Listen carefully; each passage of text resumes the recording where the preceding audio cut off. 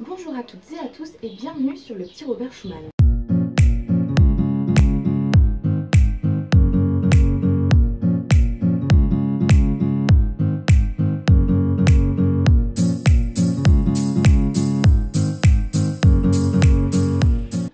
Aujourd'hui, notre leçon va porter sur l'accord du mot ci-joint.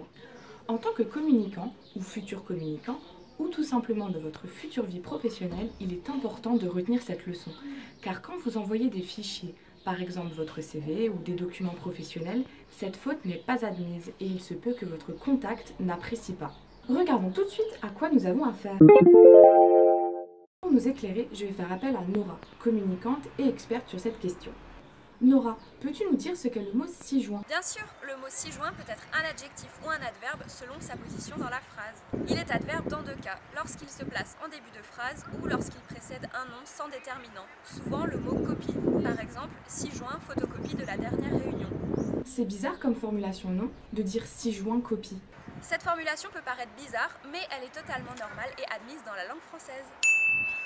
Par contre, ci-joint est un adjectif lorsqu'il est placé après un nom. Enfin, lorsque ci-joint est placé devant un nom avec déterminant, il est au choix un adjectif ou un adverbe. Merci beaucoup Nora. Retenez bien les deux fonctions que peut avoir le mot ci-joint, car les règles qui vont suivre vont exclusivement se baser là-dessus. Commençons sans plus attendre avec les règles.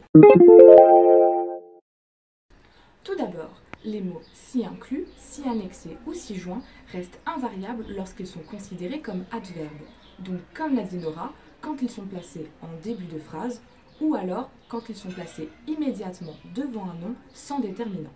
Par exemple, ci joint les attestations demandées.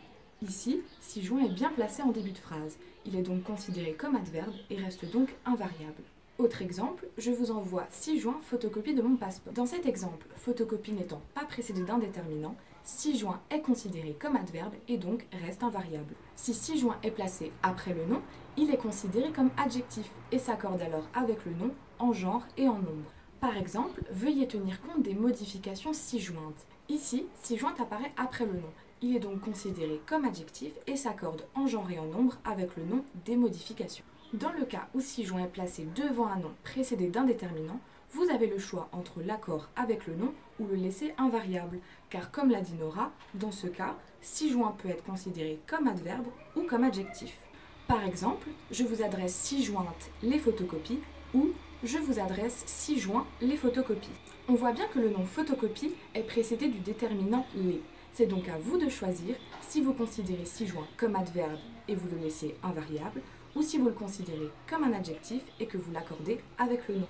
Et voilà, c'est terminé. J'espère que vous n'hésiterez plus sur l'accord du mot ci-joint. Si vous souhaitez vous entraîner sur cette leçon, je vous invite à aller sur notre page Facebook et à faire les exercices que nous vous avons préparés.